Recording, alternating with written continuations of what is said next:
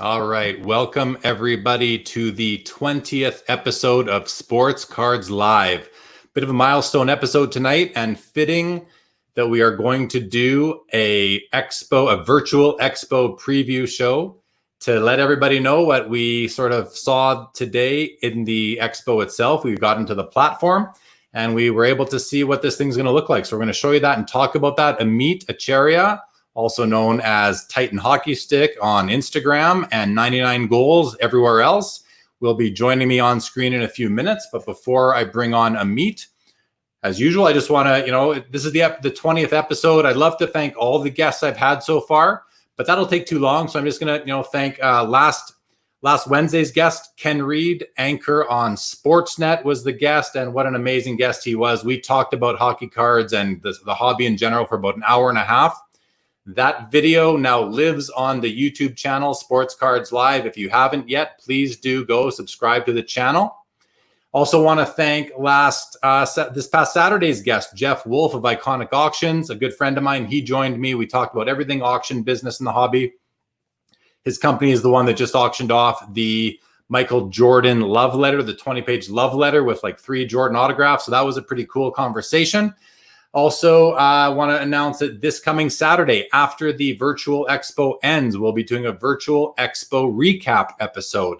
And then next Wednesday, the guest on Sports Cards Live will be Steve Grad. Steve is the lead autograph authenticator for Beckett Authentication Services and has appeared on over 100 episodes of Pawn Stars. So that will be awesome too. He's got a lot of insight and should be able to help us understand what autograph authentication is all about.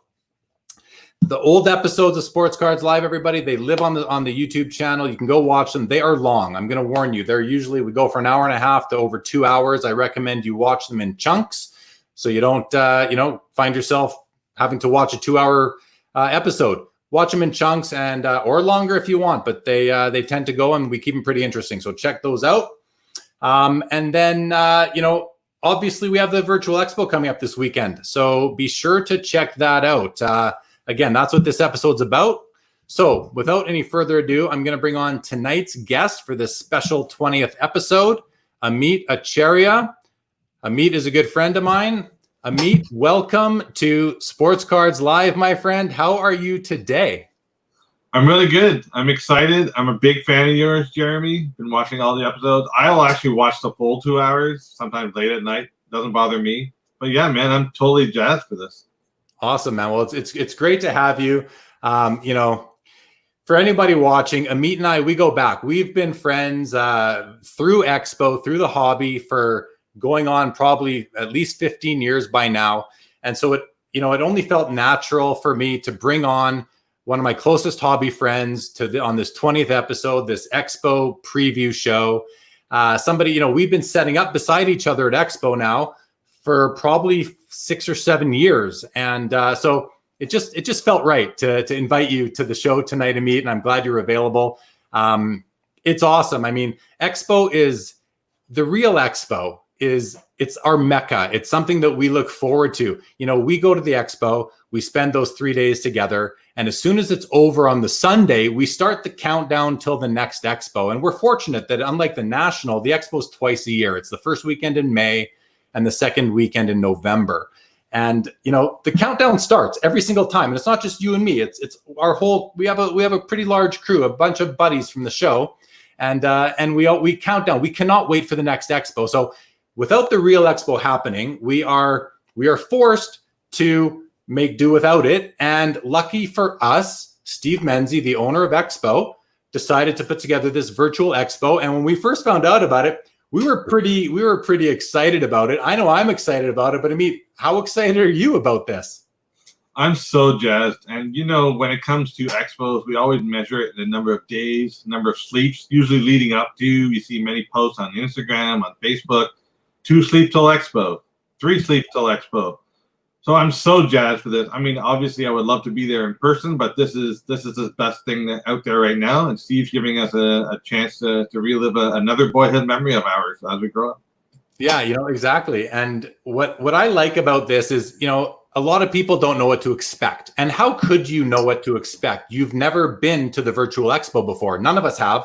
And even you and I hadn't been there until today. We were allowed in with some exhibitor access. So we got to navigate. We got to set up our booths, whatever that meant. And we'll get to that. And we got to check out other booths. And we actually hung out pretty much all day in there and talked to some of the other vendors and got to, kind of share our tips and tricks, our strategies and our approach to this. But what I'm happiest about, or almost like most proud of, is that we have the opportunity to be a part of something new. And, in a way, we're pioneering this new virtual expo concept. And, I love the hobby. I love cards. I love card shows. So it was no brainer to obviously support this show. And I mean, we talk almost every day. So you were the same way. You were willing, you wanted to support this from the beginning. Was there anything sort of about it? Did you ever hesitate? Was there any sort of anything where you thought, oh, because like everybody else, like, well, what's this going to be? I don't know what to expect. I could just go on eBay. Well, we're going to explain to you that that's not the case here. But how about you? Were you as just all in from the beginning like I was? I was totally all in, and I was actually joking with Steve Menzie through text messages that I was 70% sure, and then an hour later, 80% sure. And then I was like, okay, look, I'm in. Yeah. I was jazzed for this. It's an online experience. It's a virtual expo. It's the first of its kind. I want to be there at the forefront because that's a way we learn, grow the hobby, and we can become the SMEs or subject matter experts in the future. Right. And, one of the things that I think a lot of people are thinking is, you go to the expo, you talk to people in person, you have those personal interactions and, conversations and catching up. And, hey, you're walking down the aisle. Hey, how's it going? Great to see you again. Hey, what's going on? How's your last 6 months been? I often joke that I see people at expo more than I see some of my own friends or family who, maybe don't live nearby. I see these guys at expo, these guys and gals at expo all the time. All the time being twice a year. But that, like I said, it's more than you see a lot of other people in your life. So what I'm happy about is that from what we saw today is that there's still going to be that intimate type of experience where, just like you and I are sitting on screen right now chatting, the virtual expo is somewhat set up the same way, but it's even better because we can have more than just two of us on the screen talking. And, if you and I are chatting, some other people could come in, we can welcome them onto the screen, and to all the viewers, we'll get to how that's going to work. But, we can still have those personal interactions with each other, which are not, we're not in physical proximity, but we're certainly in social proximity. And that's what I'm pretty excited about that. I mean, COVID killed Expo, among many other things, like the sports that drive all this.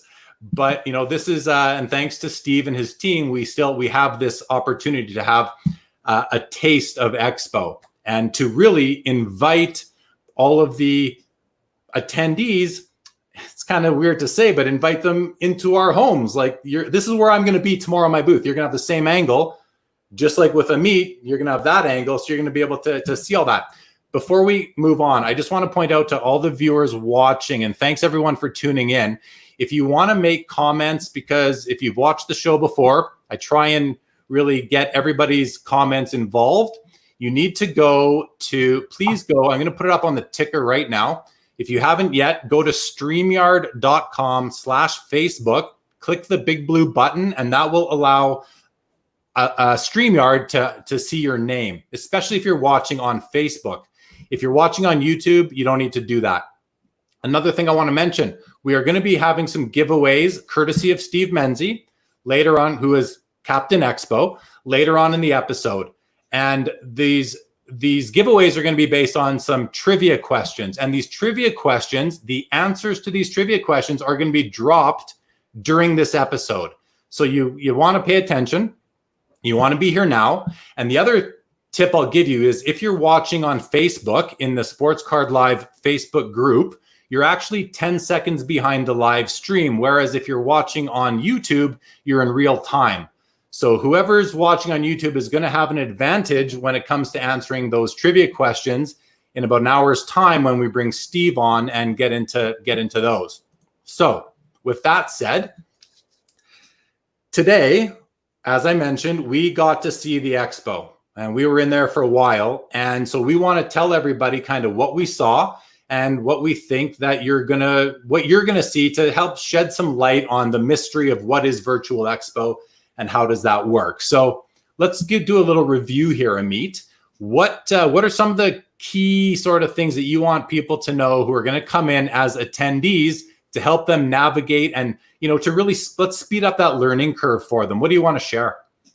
So the one thing I will share, which I think is awesome, is the ease of use. So, and we'll show this very shortly. It's actually now might be a good time to show the screen share where you can actually navigate very easily to things on the left-hand rail. And Jeremy's bringing it up. You can see it's very easy. On the left-hand side, you'll see all the booth spots you can go visit for the expo. There's the reception, et cetera, et cetera. You can very quickly see your people on the screen. It's very easy. It's very intuitive and very easy to use. Jeremy, you might want to point out some of the things on the left side rail. Yeah, it's easier for me to see them. So let me do that. So guys, when this is actually a view of this is my booth at Expo today. So I was in my booth. As you can see over here, this is my live feed where my mouse is going in circles. Okay. And then up here in the far corner, this was the second camera that I had on one of my showcases, which is literally sitting on the floor beside me, using a second camera. So I'm gonna, if I had nobody else in the booth with me, you would simply see me and my showcase taking up half of the screen on each side. But during this time when I captured this image, we had some other people. So there's Ameet. He was in my booth with me. I basically, when you get into the booth, into anybody's booth, you can click up in the top right here. You can click and it'll say share camera and mic. And when the booth vendor sees that you've done that, they can invite you in and you'll come on screen. And now we can talk with video and audio. And so that's what happened here. I had invited Ameet. Ameet tried to get on into my booth. I know I shouldn't have, but I let him in. All right. And then this is Jim. Jim has his booth is called Vintage Hockey Card Shop. And he'll actually be having an interesting program during the show. If you go to his booth, he's going to be hosting some, just some panel discussions with buddies of his to talk about vintage cards. So be sure to check out his booth. But we had him in here. Here was Scott and Mikey. They work on Steve's team. So they were in helping me with some support. And there was Steve himself. So as you can see, this is what a booth looks like, but this isn't the whole thing, because right now, where are the cards besides this one showcase, which is really just there to grab attention. You don't really see much else. So I'm going to continue just showing you how to navigate. So back to here. This is reception. This is the stage. So if you click on here, there's going to be main stage programming. And if you go to the email, you go to the website, you're going to see what's happening on the main stage. So that's where you'll go for main stage programming, like Austin Matthews and all the other guys that are coming on there. This next icon here is called sessions. So if you want to have a private session with somebody, you do that here, and you're basically going to share a video link, and then you guys can be in a private room and have a discussion, whether that's vendor and attendee or attendee. I think it's available to both. This next icon is called networking. This one's kind of interesting. It's sort of like speed dating, where if you click this button and somebody else randomly click that button on their end, it's going to match two of you together to have a random video conversation. So we'll see how much that gets used. It might be fun, might be cool. If you're bored, check that out.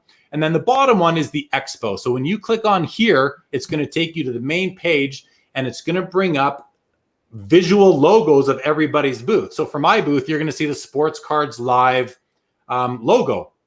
So you'll click on that, and that'll bring you into the booth. Now, when you get into the booth, you're not going to be on screen. The vendor isn't going to know you're there unless you request to come up on what they're calling the stage by asking to share your video and your audio. So that button is right over here. Right now it says leave because we were in there. So that's also where you click to say leave. Okay, so you can actually go from booth to booth and look at what they're doing in their booth without them knowing that you're there. As a vendor, I mean, Ameet, you might feel the same way. You might not. I want people to let me know. I want you to come in. If you're going to look at my booth, I want you to come say hi. I want to see who you are. I want to have a quick conversation. I want to learn about what you collect. I want to learn about how you approach the hobby, a little bit at least, right? So please do come and say hello. Continuing on though, onto the right side now, you've got the booth itself. So everybody's allowed to have this blue button here. So I chose for my blue button to say, check out the YouTube channel, please subscribe, because I'm trying to build up this show. But other people are going to have a link to their eBay store there, or they're going to have a link to their ComC store or their own website, whatever it is. I'm choosing to just go to YouTube, please subscribe, check out my videos. And then where I'm actually going to show you my cards is in the chat. So right there is the chat tab. If you click on, and I can't show you right now because this is just a still image, but if you click on chat, I'm going to have a pinned post to the very top. And in that pinned post is going to be a link to my Dropbox. And my Dropbox is going to have about 15 subfolders. One's called baseball cards, one's called basketball cards, one's called graded modern hockey, one's called graded vintage hockey, etc. That's how I'm doing it. Other people are going to have a link to their Google Drive or their Google Photos, and that's where they're going to have their cards that you can see. So you come to my booth, you say hi, you click on the link to the cards, you go look at them, and maybe in a separate window, and then you come back and you ask to come on the stage. I admit you on the stage, and you say, hey, I really liked your Wayne Gretzky rookie card. Can I buy it from you? And I say, yeah, show me the money, right? So that's kind of how the cards thing will, or not just cards, but cards and memorabilia, how that will work. As far as I can tell so far, based on the day we got to spend in there today. Ameet, anything to add at all to this navigation of the still photo? Yeah, so one of the things I wanted to point out is you can see there's many people on screen. So if you have a pair of headphones, that's probably the most ideal way to experience the expo, so that way you get clear sound. You'll also have to notice that you can actually set up several tabs. So in your tab, you can go to one booth and have your booth open. So when you're doing that, remember some simple booth etiquette. One is make sure you're mute and unmuting where in the proper spots, right? For obviously, if you have your booth sound on in your booth, you don't want it on in Jeremy's booth, or else you'll hear some reverb. Yeah. Another one is you have to think about lately with COVID, everyone's doing Zoom calls. So there's a lot of etiquette. So raising your hand, some facial gestures, just to get the attention, or using the chat window to talk to a person, not just butting in and trying to yell over top of the other person. So that's definitely one thing I would definitely call out. And the one thing I will say with this, and it's kind of, if you're an introvert, you'll be an extrovert fairly quickly because you're going to be putting on your best game face when you're talking to people. So I'm kind of excited to see some people kind of come out of their shell for that reason alone. Yeah. Go ahead, Jeremy. I was going to say that's a cool idea. I never really thought of that, but that's true. I mean, I think we're I don't say trapped in our own homes for so long, because I know a lot of areas are opening up now, but we've certainly been keeping to ourselves for the past 3 or so months. I don't know how many people out there are doing Zoom conference calls and all that. I've had my in Zoom, and we have poker, some of this sort of Zoom fit found and just say hi. Hey, as vendors, we want to meet the people that are coming to the show. So definitely it's really going to be enjoyable for everybody. And then of course, check out the main stage Card Expo website. Steve has added more sort of panels or whatever, more content to that. And I'll mention it now. So I'm actually going to be hosting, sort of on behalf of myself, Sports Cards Live at 1:15 p.m. Eastern time on Friday. On the main stage, I'll be hosting a discussion with Beckett Grading Services senior grader David Poole. He's been a grader for over 21 years, and spoke to him on the phone today. It's going to be an awesome discussion. We're going to talk about what it's, how do you become a grader, what it's like to grade. And we're going to touch on some of the points that are, interesting to people that are going to be watching. Like, let's face it, grading is a big part of the hobby. Beckett is a big player in grading. And so that should be pretty interesting. I haven't written up all my questions for him yet, but I certainly will be doing that. And that's going to be really awesome. So if you're going to be at the expo, which you should all be there, if you're watching this video, you should all be registered already to come to the expo on Friday and Saturday. Check out the main stage and check out the discussion I'll be having with David Poole of Beckett Grading Services. Austin Matthews is coming to the show, amongst others. So, check out the main stage, guys. I think it's going to be something that you don't get the chance to do usually. And even at the real expo, we don't really have this opportunity to just hear athletes, graders, and sports card live talk show hosts like myself just chit chat, about topics that are interesting. So check that out. All right. So there's a few other sort of issues that we want to talk about.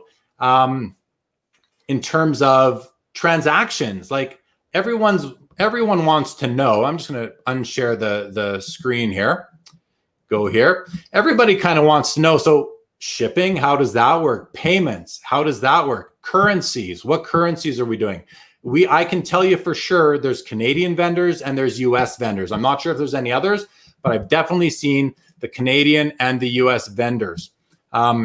And so, I even today this evening, we had a vendor only session and I did a deal. I sold the card to another vendor and there was a mix up in what the currency was. So anyway, we worked that out, but make sure that you are very clear, whether you're a vendor or an attendee, make sure you're very clear on what the currency is. Ameet, do you have something to add at all?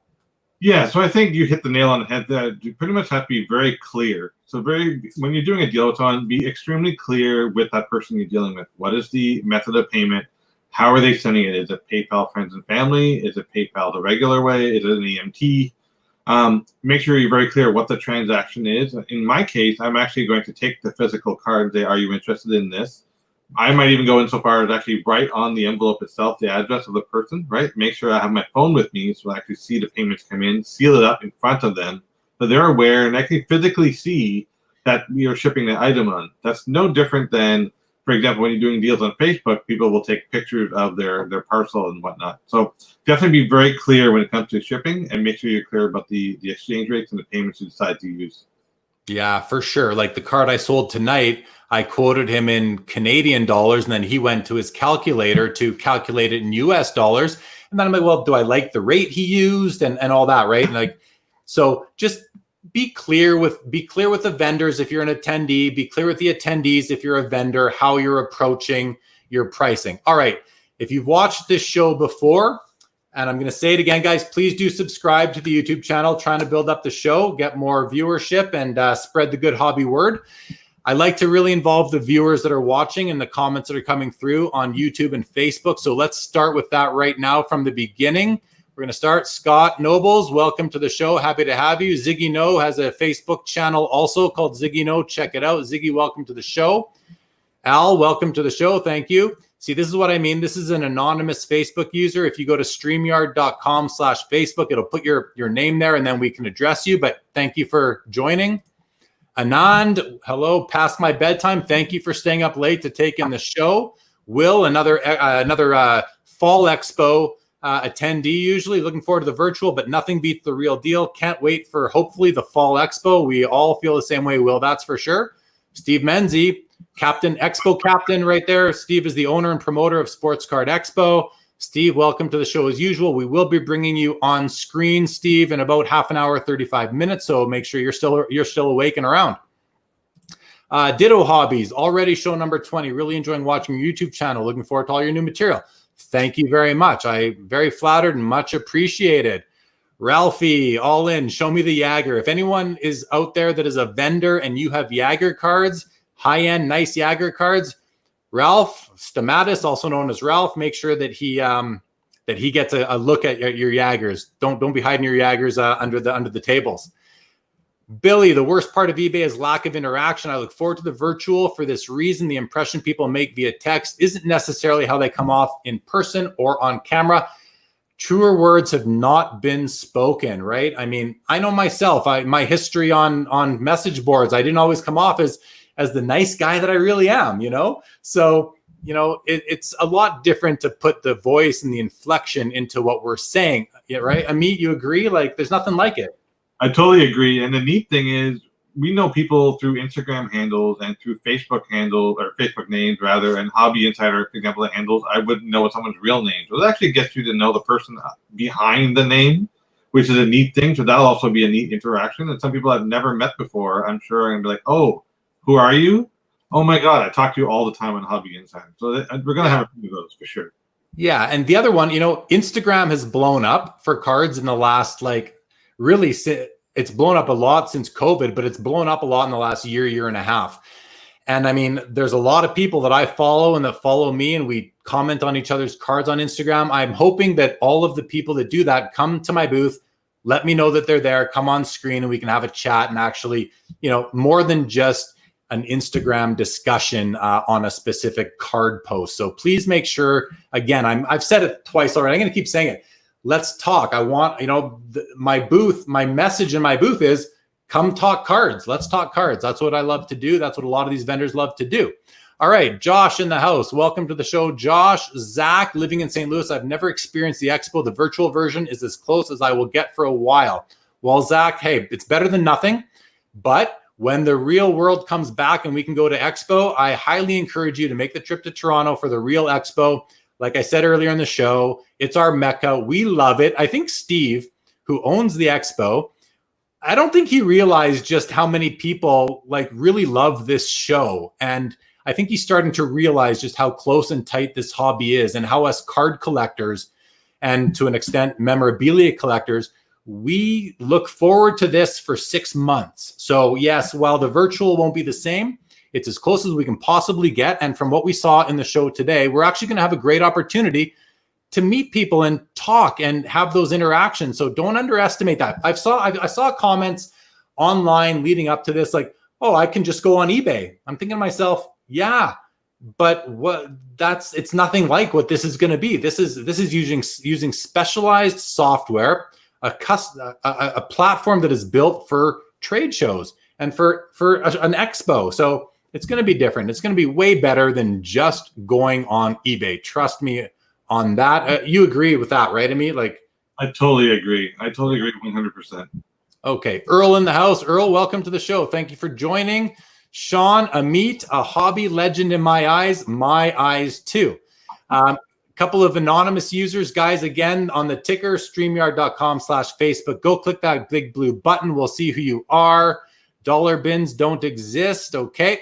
Aaron, whose expo is this? The Canadian one? Yes, Aaron. Expo is in Toronto, Ontario, Canada. It's twice a year.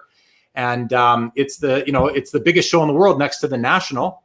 And it's twice a year. So I guess if you add them together, it might even be bigger than the National on an annual basis. So definitely check it out this weekend, and definitely check it out in Toronto once borders open up and we can go on airplanes again.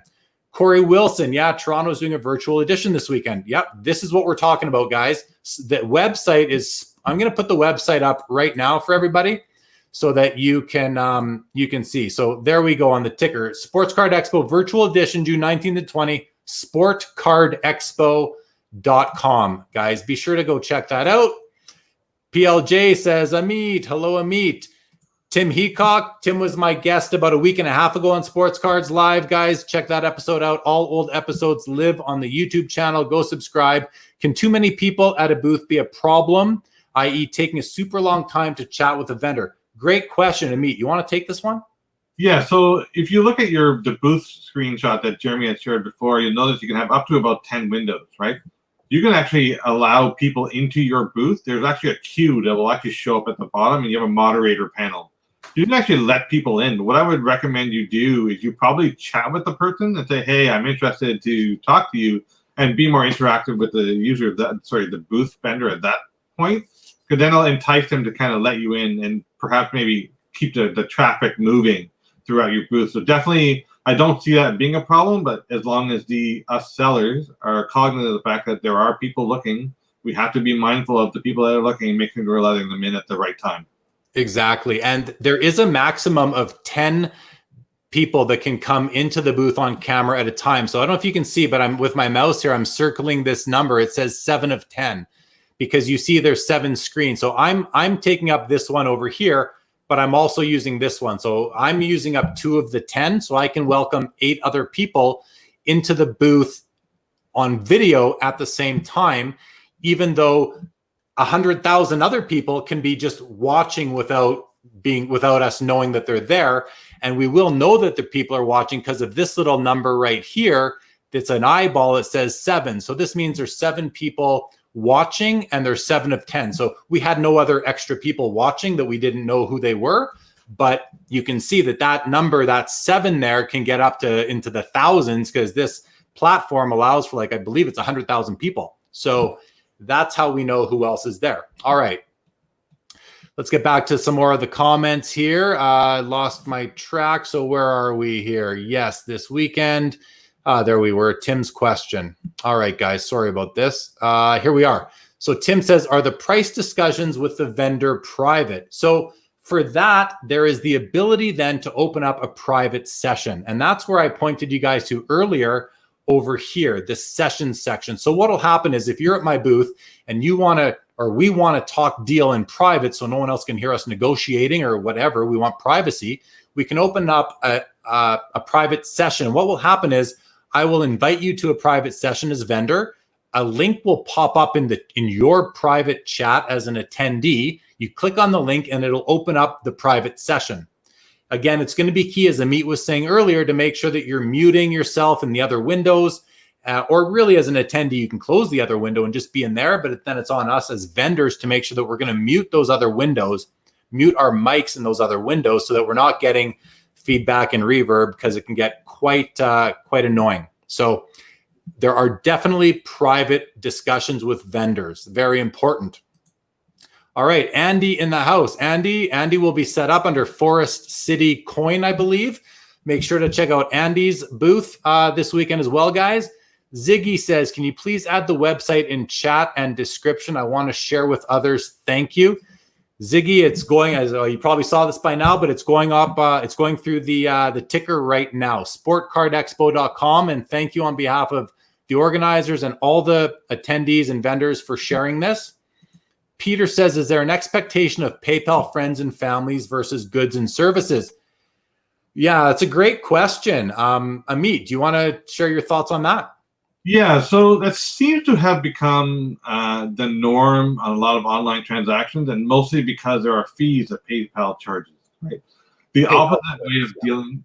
Sorry, go ahead, Jeremy. I was just going to say PayPal goods, there's a 3% fee. Family and friends, there isn't, but PayPal is family and friends is not meant for transactions. It's meant for, sending gifts to your family. So, I mean, towing the line, I would say you're going to want to use PayPal goods, but I mean, it's really up to you and how comfortable you are with the person you're transacting with, I would say.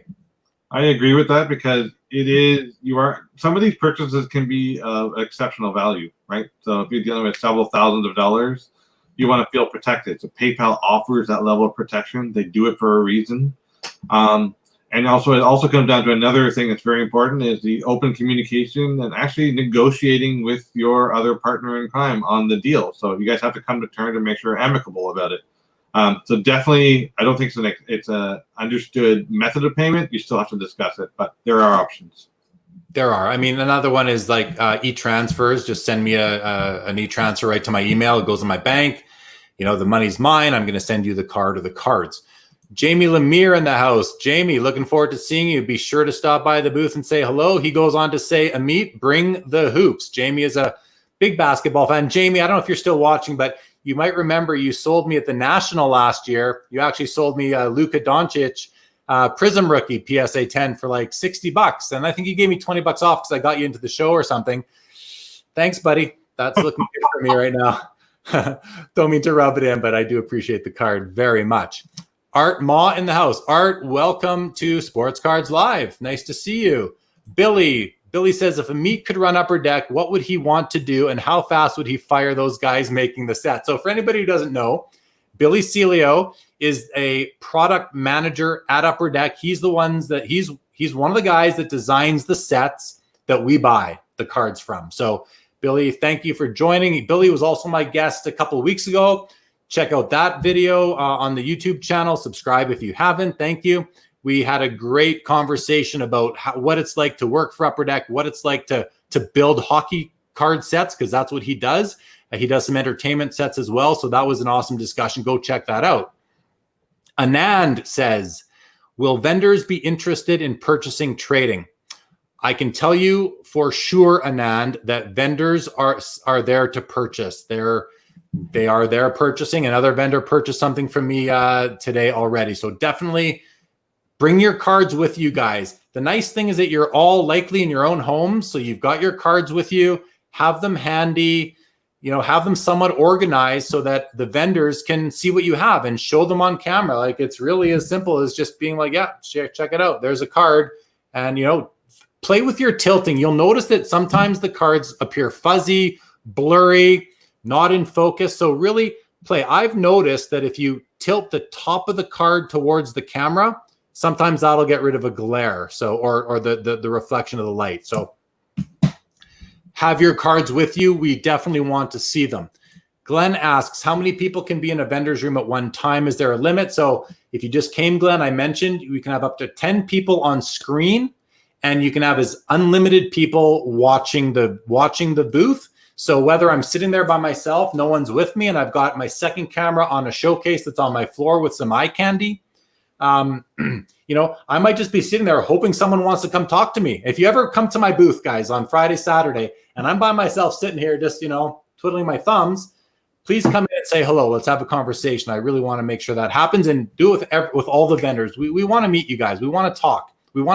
I want it to be as much like Expo for myself as it can be, because at Expo, my favorite thing is talking to the attendees. And one of the, if I haven't met you before, one of the first things I usually ask you is, how do you approach the hobby? What do you collect? What brought you here? I still want to know that. Ameet, what about you? Ameet and I set up beside each other now for so long that we kind of play off each other. You feeling the same thing? 100%. Just be more interactive, right? Don't be afraid. We're humans. Even now, you can see a face to a name, right? Come and talk to us. We'll be there more than happy to deal with you. And, people who've come to know us at booth 600 at the Expo will eventually know we'll be online at the Virtual Expo at the same booth spots there. So people will be able to synergize and understand that we're there and we're easily to talk to you, right? So, yeah. Human. Exactly. So, this show is going to be a lot of what we're missing right now in the hobby. And okay, let's go on. Lars says, I'm actually really excited about the Virtual Expo. Thanks to Steve for setting this up. This is a bit of fun in a time of turmoil. Could not agree more. Steve jumped in. Steve, thank you. You can have 10 people at any one time, but you can have up to 500 people in your booth. So my 10,000 was way off, guys. It's not 10,000 or 100,000, whatever I said. 500 people in your booth at one time. That's a lot of eyeballs on you at one time. So, hey, hopefully we get that many people. I believe there's over 5,000 people registered right now. That's what I was told earlier today. And if that's the case, then, we're going to see a lot of people. So we might be too busy for everybody. Who knows? If that's the case, that's not the worst thing in the world. But guys, make sure you check it out and try. And if you can't get on screen, if somebody has their booth full, you can get in the queue. So, and the vendor will see you there. So they might just kick out somebody else who's just kind of there hanging out because they want to see if they can do a deal with you. And I think if you're the guy getting kicked out because of that, you just have to understand that, there's other people and there's only 10 people maximum in the booth physically or on video. So understand that, we are here we want to interact with as many people as possible. So please don't take offense if you're kicked out of someone's booth. But my style will definitely be to let you know that I'm going to let you go, and please come back again if it comes down to that. Anand says, is there a way to post a want list to vendors? Great question. You can maybe put it in the chat. You can maybe email them if you know them, or have the discussions. I would recommend that more than anything. Have the discussions and just say, hey, I collect, pre-war baseball. Do you have any? You'll find out pretty quick if they do or they don't. So that might be a way to do it. Andy corrects me, not 1 million people in the booth, Jeremy, 500 maximum. Thank you, Andy. I'm too excited. I'm just too excited for this thing. Yeah. Billy, will you be upset you won't be able to see Steve's shirt in person at the Virtual Expo? No, I won't be upset by that at all. Not at all. Steve's still in the room. True, Billy, but I'm thinking of making and selling patch cards of my shirt after the expo. Hilarious. Okay. Oh, Andy posts the show. Al has a good question here. Is it better to have cards for trade in hand to put on camera for the vendor to see as opposed to setting up trade folder on your computer? Yes, it is, Al, because the vendors are going to be very, very busy. So, I mean, you may find someone who has time to go looking through your link, your Google Photos or whatever it is, Photo Bucket or Dropbox, whatever it is. But I think you're going to be better off having, maybe up to like 100 cards that you're going to show on screen. And that way, I mean, other people can see them too, which might not be the worst thing. But please do give priority to the vendor whose booth you're in at the time. I think that's just courtesy for a show. Terry says there is still a fee sending from Canada to the US. So I think he's talking about a PayPal fee of some sort, which is fine. I mean, one of the things about this hobby that we all need to realize and sort of just accept, and I think a lot of us have already accepted this, but transacting is not free in any business. There are fees to move money around this global economy that we are all a part of now. So I kind of, for lack of a better term, we just got to suck it up, suck it up, whether the vendor and the attendee split these fees, whether it's shipping, whether it's PayPal fees, whether it's foreign exchange fees, just get past it. It's a part of life nowadays. Okay. That's my thoughts on that. How many vendors are signed up? Asked Josh. Great question. I think it's around 60. Ameet, do you have any? That was the last I heard. Yes, it was around that number. And I guess Steve later can answer if they're still accepting more vendors, but I'm sure he'll can answer that question. Yeah, awesome. Paul says Billy gets around. Saw him lurking in some breaks. Yeah, Billy again from Upper Deck. He's often in various live breaks on Facebook groups and that kind of thing. So he sure is. Love the live shows. Thank you so much, Hockey Fan 99. That's very, very nice to hear. Appreciate your viewership. Will says, haven't fully done my research. Will the Expo page work on smartphones and tablets? Good news. Yes, it will. Yes, it will. So you don't need to be in your home, like I said before. You can watch the show or browse the show from a passenger seat in a car or wherever you happen to be. Billy says, is the vendor fee comparable to the physical booth cost, or is everything scaled back due to these unusual times? Everyone in this chat should buy the $10 Canadian ticket to support the Virtual Expo. Yeah, great question. I can tell you that the vendor booth fee is significantly less than the real expo.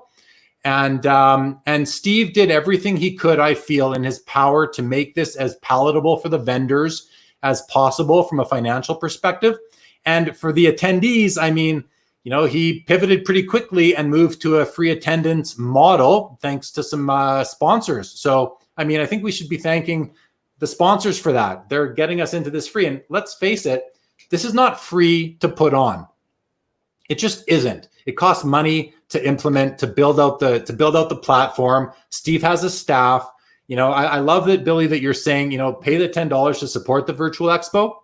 But and even as important or even more important is give it a chance this first time, because it's not going to be the only time. Even when Expo comes back, and I mean, I'm speculating here because I'm not in Steve's head, but even when the Expo comes back in its physical form, I can see this being something that happens intermittently to kind of fill in the time in between and to reach a much, much larger audience, because let's face it, not everyone lives in Toronto. Not everyone can get in a plane and go to Toronto. And I mean, at the Toronto Expo, there's tons of vendors and attendees from Canada, the US. They come from Europe, a lot of people from Europe. If you're someone who goes to the National, you see a lot of collectors from Asia and from Europe. At the Expo, we get a lot of Europeans because hockey, being the number one sport in Canada, is a humongous draw in Europe as well. And there's tons of hockey collectors in Europe. So, yeah, really the accessibility to the show is way more than Expo. And so in a way, even though it's cheaper to get in as a vendor or an attendee, it's you may get more. You may get to see more cards, and you may get to sell more cards as a vendor. Yeah, I mean, like I'm not missing anything, right? No, I totally agree. And you think online, the economy of scale, right? To be able to, the scaling factor for our online presence is humongous. And like, border, I can't speak for what the travel restriction will be in the future, but border travel will still probably be limited. You can easily do this from Czechoslovakia, Russia, Japan. So you get the exposure and scale are two big factors that make this a win. Yeah, they actually. Let's not understate just how big that is. That is probably the biggest difference from the actual expo. I mean, that might be a bigger difference in the fact that we're not there physically, but we'll see how this one goes. Jay Cabrera Studio says, see you all at the Armory Steel booth this weekend. We've got some cool surprises in store. I do remember seeing that booth in the expo tab. So check those guys out. Another booth. Thank you for watching and tuning in tonight, guys. Billy, last question from me. How many 1-of-1 Ameet autos are there really? So a bit of an inside joke comment here. So if you're watching, you don't know what he's talking about. That's fair. You just don't know what he's talking about. Let's go on. Josh says, hey guys, planning to drop in and chat. Same as you, Jeremy. Need to stop in and chat, but I'll miss the banter with Ameet while at your booth. Yeah, right? I mean, it's kind of fun. Physically, we set up beside each other, and we get our buddies, whether it's Josh or anybody comes by, we're talking to them at the same time. That may not be the same thing, but actually here we can have 10 people in a booth at a time and still talk, right? So that multi-person social interaction. Jump in. The one thing I will say, though, the big advantage over everything, and it's not been stated yet, is at the expo people are fairly sweaty, and you kind of get rid of the body odor. We have none at home. You get no smells to worry about, none of the unpleasantness. So I think the number one thing I think for me is not having to deal with that. So there is that. And that is true. I've been doing expo since spring 2007 show, and there hasn't been an expo that's gone by where I haven't had to, plug my nose a little bit as certain people walk by, or I walk by certain people. Now, that just is what it is. And the nice thing is that, in our own homes, we're not having to deal with that. So one of the just kind of the odd things about physical close proximity to other people at an event. Sean, who was my guest and my second guest, episode number 3. Again, if you're just joining, please go to the YouTube channel, Sports Cards Live, subscribe, and you can go back and watch the old videos. This is episode number 20 we're on tonight. This show is born out of COVID, similar to the Virtual Expo, born out of COVID. So go back, check out the old episodes. As I said earlier, they are long, so feel free to consume them in chunks, 15, 20 minutes here or there. YouTube will remember where you left off, so do that. Andy says, yeah, if this proves successful, I could see this show 4 times a year, 2 virtual, 2 physical. Yeah, and you know what, Andy? I can see the virtual more simply because this has a global reach. If we as a hobby properly promote and market this show, there's no reason why we can't have exhibitors in Europe, exhibitors, many more in the US than we have already for this weekend, exhibitors in South America. The hobby stretches Europe, North America, South America, Asia, Australia. There are collectors, New Zealand, there's collectors everywhere. Basketball and hockey, between the two of them, it covers the whole earth almost. So why not bring in vendors and patrons or attendees from all of these continents eventually? I mean, the hobby it's a niche hobby, but it's huge when you put all that niche into one room or into one platform. I mean, hey, what I forget I'm already forgetting the maximum number of people, but it may not be enough. The platform may need to get bigger. All right, let's continue on here. Barry Ma, hey guys, I hope to have a chance to stop by and say hi. Barry, Ameet, and I, both big fans of yours, big fans of ComC. Guys, if you're watching, Barry works for ComC. Check out my cards, comc.com. Check out that website, and they're always at the expo. set up in the corporate section, taking in cards for consignment. And so check out ComC. The president and founder of ComC, Tim Getch, was another guest on one of my previous shows. So again, you want to watch that where we learned everything there is to know about ComC. Go check out that video on YouTube. Subscribe, please. Thank you.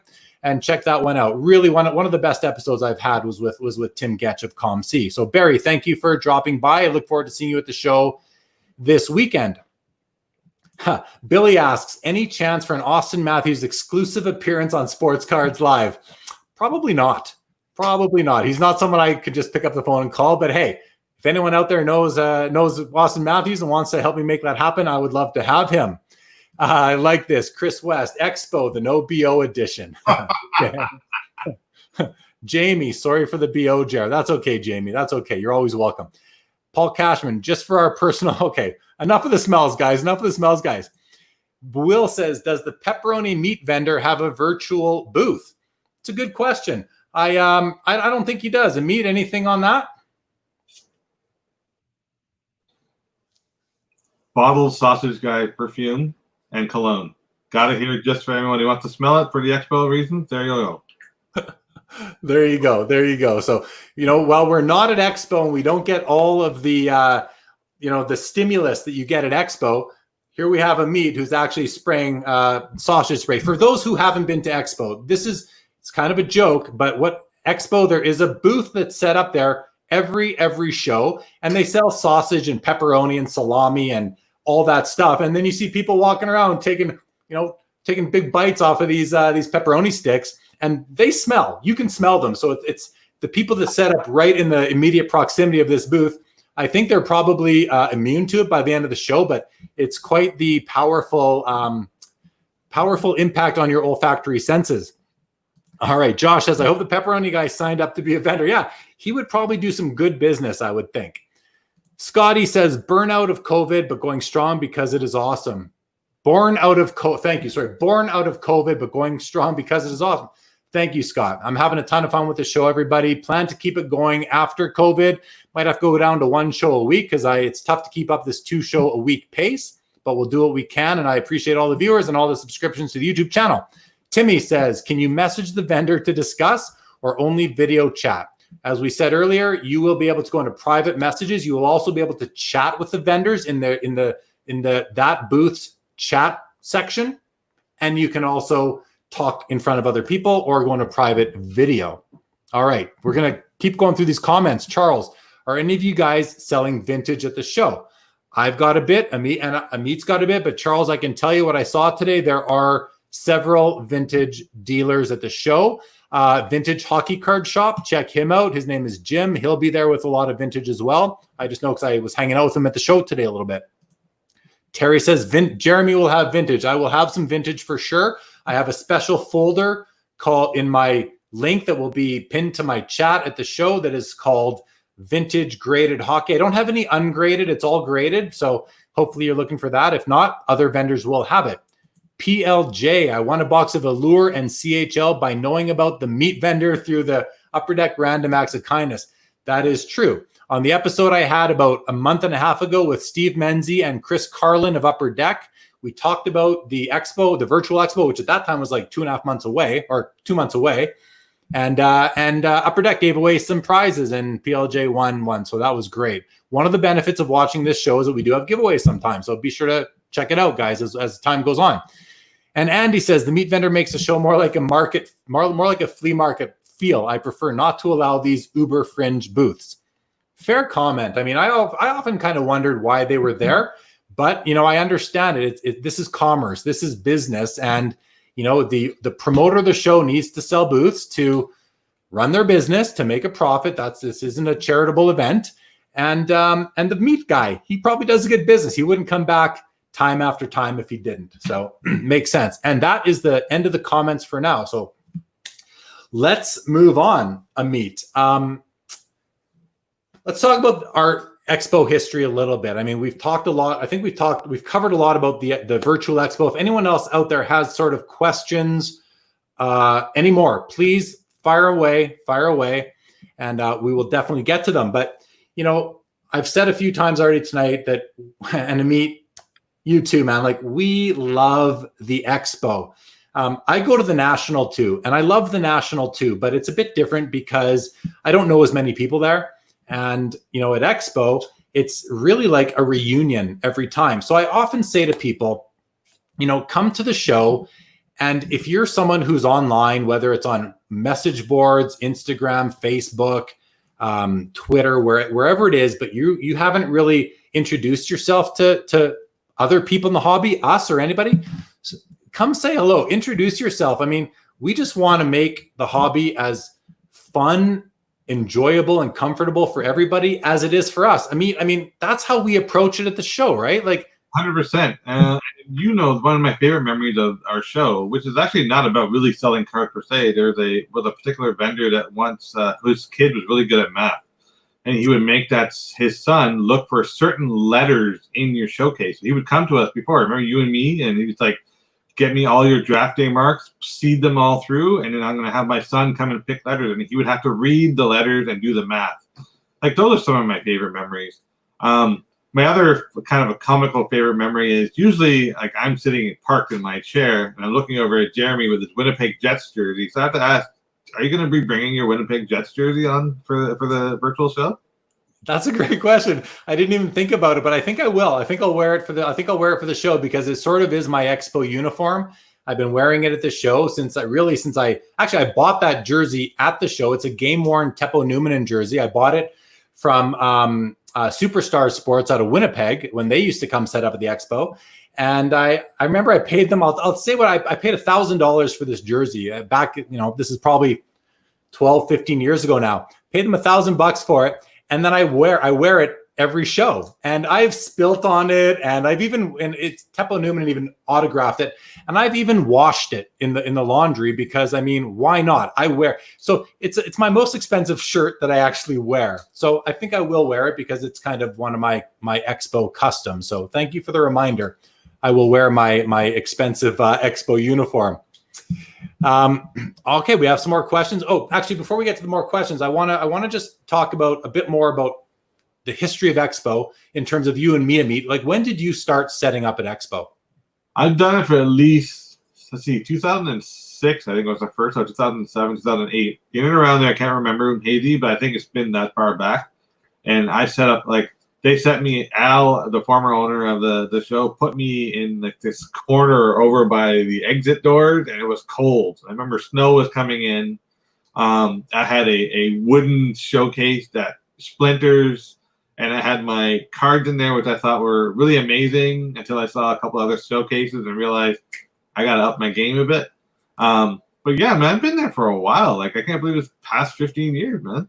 Yeah, it's amazing. And so one of the things that we've done as a tradition, many of you watching know, if you don't know, I'm involved in a message board website called Hobby Insider as kind of the lead admin on that website. It's been around since 2003, and it's a community. And we've basically been having what we call the traditional pre-expo dinner every the Thursday before every expo. And we switched venues about 5 years ago from the Lone Star to Jack Astor's, but we get about 30 guys out and we hang out the Thursday before the show. And sometimes we'll even go back and hang out in a lobby at a hotel and have a little mini trader night. The reason I'm telling you guys all this is because it just speaks to the social aspect of this hobby. You might be a collector who keeps it to yourself, doesn't really interact with other collectors. Maybe a few of your friends and family know what you do on the side, but you know what? This is an opportunity to really enhance your life overall. This hobby is more than just pieces of cardboard in a box in your closet. It's an outlet. It's a source of joy. It's a source of relationships. I mean, I can honestly say Ameet is one of my best friends. I mean, if you think about who I talk to the most and spend the most time talking to, I wouldn't know him if it wasn't for the hobby. And we don't live in the same city, right? And you're not the only one. I mean, I've got and I know you have too, other friends who are good friends only from the hobby, and some of them only because of Expo, right? Like it's 100%. There's people I know on the East Coast that I only talk to once or twice a year, and it feels like we've been friends for 20, 30 years. There's people on the West Coast, same deal. It's kind of funny. It's like I look forward to this. It's kind of like when you went to day camp after school, like in between school, you went off to summer camp, and you're so excited to go back to see the same friends at summer camp. I get that feel, because you have a hobby, you have a passion, and it's that like, hey, you get me. So I love that nature of it. Yeah, exactly. And so back to the traditional Thursday dinner, when the physical expo is back up and running, whenever that ends up being, I formally invite everybody watching to come join us at the Thursday dinner. So to really understand where and when that is, you might have to continue to watch this show, because I'll definitely speak to it as the next expo approaches, or in the Facebook group, the Sports Cards Live Facebook group. So please, I'm not just putting it out there for fun. I genuinely mean it. We want to meet you. We want to help you enhance your hobby experience, and we want you to enhance ours by getting to know more people, because that is really one of the purest enjoyments of being at the show. It truly is. Okay, so let's go back to some comments. Ameet, you ready? So let's go for it. All right. Jamie says, is there going to be a ton of basketball, football, and baseball? Trying to sell the show to the guys down south. Well, Jamie, I think there's going to be a bit of everything. I didn't get a look at everybody's booth today when I was kind of walking around. A lot of the guys weren't there. I just missed them. But from what I did see, there will be some. I know personally, I've got a folder of baseball, a folder of basketball cards, and a small folder of football cards. So, but the bottom line, Jamie, is tell them to come anyway. Check it out. I mean, this thing's only going to grow. It's free to get in. And, there's going to be some main stage activity. Like if you have the time, if you've got the time on Friday or Saturday, just come check it out. Tell them, go check it out even for an hour. It doesn't take long. So shouldn't be a tough sell for you, Jamie. Go ahead. I agree, because I have some basketball, which I'm going to have in a box that I plan on doing a live version. If I get enough people in the booth and they're interested, I'm like, okay, well, I'll pull out a box of baseball. Let's go through it. Pull out a box of basketball. I'll go through it. And you also have to keep in mind the way the hobby is trending. Baseball is on fire. Basketball is on fire. And where there's fire, there's usually people who want to make some coin. So I'm quite positive you'll see some basketball at the show, so I wouldn't worry too much about that. Yeah, and Carlos Diego is going to be set up with a booth, and he's got some of the hottest heat there is in this hobby. So there will be some banger basketball and hockey and golf and baseball cards for sure. Football I can't speak to as well. I'm just not sure. Okay, Peter says, one of the positives of Expo is getting to look at the card in hand, but also execute the deal immediately. Your site calls out goods and services as the preferred method of payment. He goes on to say, eBay goes out of its way to protect the buyer. Is there any arbitrator if things go sideways on a deal and a card doesn't show up, or is similar to Facebook? Everyone be cautious. Yeah, great question. So you say that my site calls out for goods and services as the preferred payment. Yeah, I'm preferring goods and services. I will also take e-transfers. So, I think I agree. The beauty of a physical show, like anything, is here's the card, here's the money. Thank you. You're on your way. I got my card. I got my money. No, nothing's going to fall through the cracks or through the postal service. So let's go on to the next point, though. Yeah, eBay goes out. So a lot of the vendors are actually going to be referring you to their eBay store, where you would actually purchase the cards from them through their eBay store. I elected not to do that. I just don't have an eBay store, and I didn't have the time to load one up. Ameet is taking a different route as well. But there are several vendors that will be doing the eBay store. So as a buyer, you will be more protected. But one of the things I really think is important is that the vendors, I think we're all sort of automatically vouched because we are vendors at this show. And if we decide to go sideways on anybody, let's say like not card goes missing in the mail, but actual like a scammer, that person's gonna, first of all, I don't know if there's any fallback measure or if the Expo has a policy for that, but I think you can trust the vendors. I certainly speak when I say that, I speak for myself, Ameet, and all the other ones that I know personally, which is probably 80% of them. So I think you can automatically trust the vendors. I think you want to insist on tracked shipping. This might not be the right show to go buy a card for $4 or $5. It just might not, unless you're buying, 10 or 100 of them, and they're going to ship you a 400 count box, and you're going to pay for tracked shipping.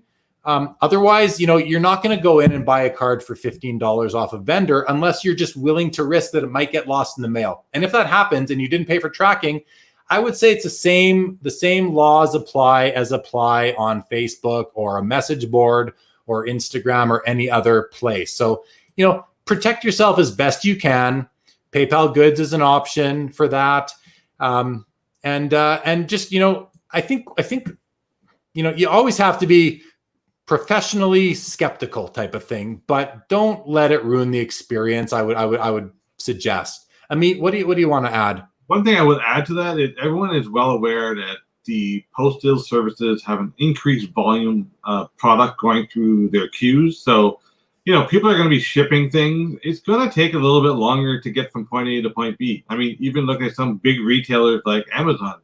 So in some cases, and I can't remember when, but they weren't even guaranteeing Prime, right? Like the Prime shipping. So you have to keep that in mind, especially now. Things are taking their time to get from point A to point B. So please be mindful and respectful about that. Yeah, great point. Great point. I mean, and that point is not only applicable to this card show coming, the Virtual Expo this weekend. I would argue that point applies to anything you've bought in the past 2 months that you may not have received yet. I'm waiting on lots of cards, but I'm willing to be patient. I know they're going to make it here eventually. If something falls through the hoops or something happens where one doesn't come, I mean, I've been very fortunate on my purchasing history with pretty much everything I order comes. So, I think we need to be extra patient on shipping throughout the whole hobby at this particular point in time in our history. Okay.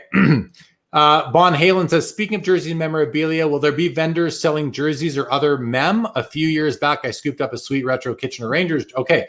Yes, I think there will be. I mean, I'm a cards guy, exclusively a cards guy. I think Ameet pretty much is as well. But there are people, I mean, I saw one booth where it's the guy's got he's got a camera like kind of up in the ceiling on his store or on his huge rec room that is filled with merchandise, and I couldn't even see any cards. So yeah, you're going to see some pretty cool booths, and you're going to see a whole variety. So check it out. It doesn't take long to go peep into each booth. Maybe remember your favorites, which is so much easier to do than at the real expo because you just write down the booth name at your desk or wherever you are and then go back after. But one thing I will say, and I say this at the real card shows too, if you see a card you want and you really want this card, you got to buy it. Don't go looking at other booths thinking, oh, I'll come back, I'll get it later. A lot of people do this, and it used to work. This used to work. I'm going to cover the floor once. I'm going to find what I want, write it down, and then I'm going to decide what I'm going to buy. Well, that doesn't work anymore at card shows because the volume of transactions going on is so high that you can come back to that booth and that card is gone. And you're like, damn it, that's the one I wanted. So if you want a card, guys, get the card. Don't procrastinate because you may be disappointed. If it's not a card you want that badly, then don't worry about it. But if this is a card you want, you need, buy the darn card, right? I mean, like it's happened to me as a customer. It's happened so many times. Like, people are like, can you flip that card upside down? And they're like, I'm sorry, I'm not going to be able to do that. And that card will sell moments later. And I've had people who, they've expressed a lot of remorse by walking on. It's like, you have to, the modern crowd, I'm going to use the word modern loosely. The newer crowd or younger crowd, they seem to be able to make a decision much quicker than certain demographics. But you have to keep that in mind too. They know what they want and they get it. And they research it ahead of time. So they're not waiting for the show to make a pull on the trigger. It's true. I mean, I remember at the last expo, I had, I think it was a Johnny Busick rookie card, like a 58 tops or 57 tops Busick rookie. And the guy was looking at it for a good 20 minutes at my booth. It was a PSA 7. And he was looking at it. And then he's like, okay, I'm gonna walk around. I'll come back. I swear to God. 10 minutes later, a guy comes up. Are you negotiable on that card? I said, well, maybe a little bit, Okay, how much will you take? I said, I'll take X for it. He says, deal. Gave me the cash, walked away with the card. The other guy came back like half an hour later, looks in my showcase. He says, where's the Busick? I said, man, it sold like 10 minutes after you left my booth. again, you see a card you want, buy it. That's just the way the hobby is right now. Things move very quickly. All right, Bon Halen. These are some of my favorite finds. Sorry for the multiple message here. I wish I knew what that was about because that's a little bit old, so we'll continue. Billy says, any deal can go sideways on any platform besides ComC. Eventually, I hope the hobby embraces crypto, which would allow for near costless escrow of funds. Fair comment. Andy says, okay, I'll go to the dinner. Andy, I can't wait to see you at the dinner. You better come. And again, that invitation is genuinely extended to everybody watching. Come join us. If you're not already part, if you are already part of the community, come again. And I mean the Thursday night, the community, the group, come become part of this. We want more people. We want more friends. We're social creatures. All right. Charles says, love the Game Boys in the background. That's yeah, okay. Thank you, Charles. I appreciate that. Corey says, as vendors, what are some of your goals for this weekend other than dollar figures? Ameet, I have my ideas. You take this one to start with. Honestly, some of you might find this comical. I don't ever treat any show as a way to make extra money. It's a way to enjoy my passion. So I'm looking forward to meeting new people. I want to actually see what people do creatively with their booths. I'm really interested to see what are some of the tchotchkes people are going to do. What are the live chats they're going to do. One goal is I actually want to see as a vendor at the expo, because I'm landlocked into my booth, I don't get a chance to go see the autograph guests, or I don't get a chance to go see person X. Because I'm in front of my computer, I might have a chance to actually go listen to a panel while I'm at my booth and actually listen to it straight up close, right? I'm definitely looking forward to that. My other goal is to just kind of expand my knowledge of how to do things online. Want to get better at it. I think there's lots of room to grow. And I think those are the two or three. I think I said four things that I'm really looking forward to doing. That's awesome. Yeah, I'm getting that one all of a sudden. That's okay. So for myself, I do go to Expo with a bit of more of a profit goal than Ameet does, but that's simply because I fly there. I have to rent a hotel room. I have to rent a car. I have to rent showcases. I have to rent my booth. Cost me just shy of about $2,000 to do the Expo each time. So if I can't find a way to make $2,000 while I'm at Expo, then it's really, then I have to look at it more like a vacation, which I do. So I like to at least cover my nut, as they say, to when I go to Expo. For this particular Expo, though, I don't have any goals. I don't have any sort of sales targets or transactional volume targets. I'm the guy that at the Real Expo and at any card show I do, I track all my activities. So I actually, I started doing this really last year, where I see how many deals I've done, because it's a measure of my success. I want to know how many, am I doing more deals, less deals? How busy was the expo? It's also my measure of how busy the show was. So for this particular show, I don't have any of those goals. I'd love to sell as many thousands of dollars worth of cards as possible. But if I don't, the beauty is I'm not leaving my house. I can still see my kids and my wife. I'm going to eat the food from my own kitchen. I've got my own clean bathroom right over there, so I don't really have any goals except that I enjoy the heck out of it for these 2 days, and I meet some new people, put some faces to some names or some faces to some Instagram handles, Facebook names, Twitter handles, that sort of thing. If anyone else watching is a vendor and you have a goal or two for yourselves and you want to post it up and share it, please put it in the comments and we'll get to it. Okay. Tim has a pretty important question. Will HST be applicable on these transactions? You guys are doing an awesome job explaining this so far. Thank you, Tim, for the feedback. Really appreciate it. So I think that's going to be vendor dependent. Not all vendors will be GST/HST registrants, and you don't have to be unless you've done $30,000 in sales in your history. So a lot of guys don't need to be. Personally, I am a GST registrant, and personally, I will be including it in the price of my cards. So nothing for anybody to worry about. I'm going to handle that on the back end in my own system. So it's really going to be vendor dependent. Yeah, Ameet, have you heard any different? It's no different than actual physical expo, right? All the dealers have their own way of charging HST, GST, so the same rules will apply. Same declarations will apply. So I agree with your statement in terms of that fact. Yeah. Okay, cool. Jim says there should not be any vendors that even ask for friends and family payment. So just for people who may not know, friends and family payments on PayPal is really just a way to avoid their 3% fees for the seller or the recipient of the funds to avoid those fees. So I think he's saying the reason why you shouldn't ask that is because it's against their policies.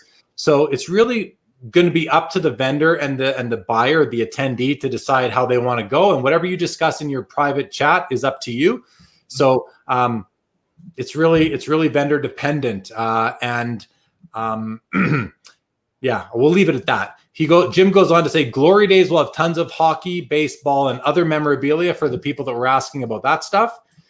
Juan says, can confirm we have sports memorabilia for sale at our booth, Armory, steel, autographed helmets, jerseys, paintings, and more. So there you go, guys. Not just cards. Check out their booth. Check it out a couple times. Thank you for tuning into the show tonight, Juan. Make sure you subscribe to the YouTube channel, guys. If you're just joining us now, please do go to the Sports Cards Live YouTube channel. Join up, subscribe up.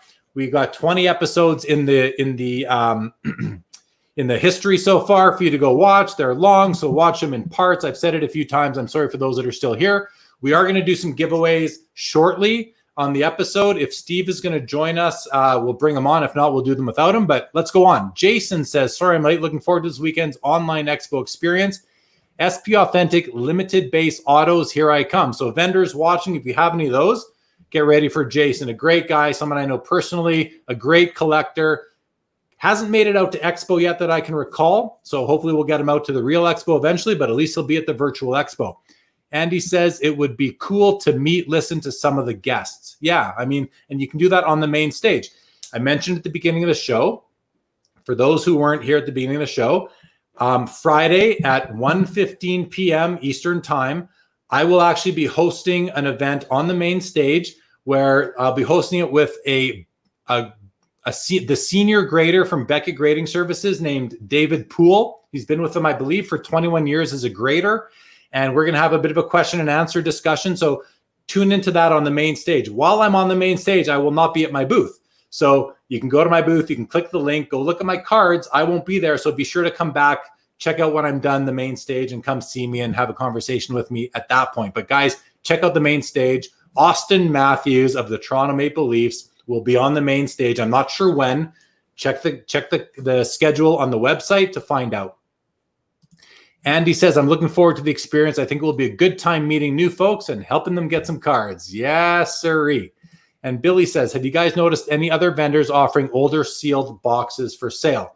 I can't really speak to that myself from today, but again, I only saw, I went to all the booths, a lot of them weren't open. So check, hey, you know what, Billy?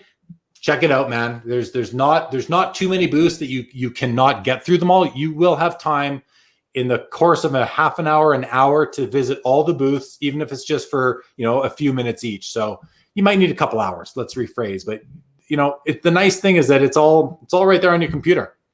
Lars says, Jeremy, as you'll be wearing your Jets jersey, I'll be visiting your booth first. I can't wait to see you, Lars. Thank you so much. Oh, here we go. Scott says, anyone going to be selling supplies? Weird question, but Amazon is crazy prices for monster boxes. I don't know. But like I just said, walk around the show with your mouse and check it out. You will find, if it's there, you'll find it. I can tell you that. Andy will be offering older sealed boxes. Andy's booth is called Forest City Coins. So make sure if you're looking for Billy, check out Andy's booth. Andy and I will vouch for Andy. One of the best dudes, one of the best vendors at the expo. Check him out for sure. He will also have some empty display boxes. Richard says, everyone bring your Kirk McLean SP Authentic autographs. Richard is a big Vancouver Canucks collector, and Kirk McLean was their goalie in the late 80s, early 90s. So definitely do that. And that is perfect timing, Ameet, because I see Steve Menzie has just arrived. Steve, I see you kind of getting ready, so I won't bring you out yet, but Steve has arrived in the back room.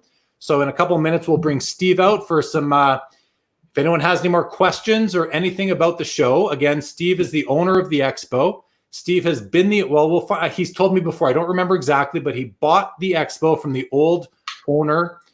How many years ago, Ameet, would you say? At least 3 or 4 expos for sure. So let's say 2.5 years, 3 years probably.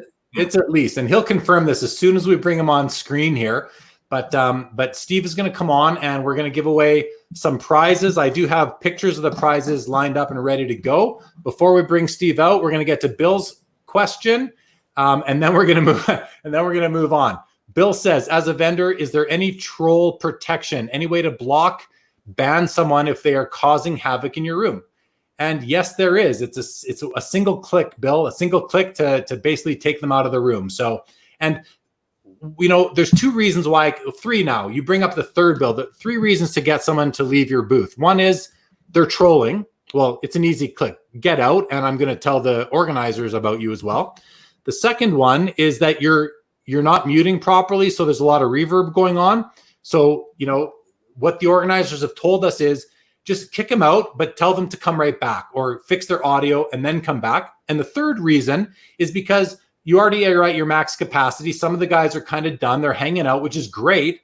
But as vendors, we're going to want to bring in the new people and make sure that they're able to see our stuff and have a conversation. And then Andy really sums it up and says, great question. Let's let Steve answer this. All right, let's bring out Steve. Steve, you ready? He's ready. All right. All right, Steve, welcome back to Sports Cards Live. This is actually your second appearance on the show. It's great to have you again, man. How are you tonight? I know you must be super busy. How are things going? One sec, guys. He's on mute. I don't know why. Steve, can you unmute yourself? You are muted for some reason. How's that? There you go. Let me say it again, Steve. You are super busy right now. Your big event is coming up in 2 days. How are you doing right now, man? Seriously, how are things going? How is it leading up to the expo? It's going great. It's a lot of hours. I've been at it a lot more than I expected to be, but it's been a huge learning curve, as you can imagine. But it's been great because, and frankly, out of the gate, I mean, I should hire you guys next time to be the salespeople and explainers of this whole thing, because you've done a great job. You've really dug into it and understand the platform. So. But no, it's great. It's exciting because it is new, and none of us expected to be where we are with this, but I respect and appreciate how everyone's really embraced it, and they're all being very understanding and excited to see how this works out. Yeah, we're all really excited for sure, and I think and thank you for kind of thinking outside the box and getting this going on behalf of myself, Ameet, the vendors, the attendees, It is pretty awesome. How many registered? You in the email you sent out to vendors the other day, you said there were over 3,500 people. This morning, one of your staffers told me it was over 5,000. What's the current number of registered attendees right now?